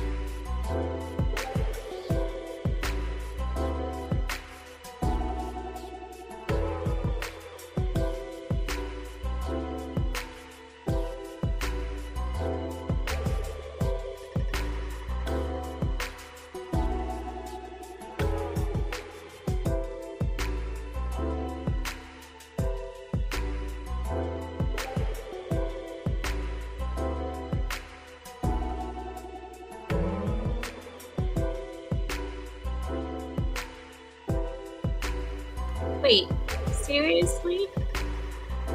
Why would I send her to the naughty corner when she's always so good? I mean, wait, I've sent her to the naughty corner once, and you guys remember that we all talked about it because it was a big deal that she had to go to the naughty corner because she was acting crazy one day. But no, she's just so good. Why would I do that? I can't do it. I just can't. She makes me enjoy women. Well, I say every day it's a getting closer to taking a bath with my fucking toaster. So I refuse.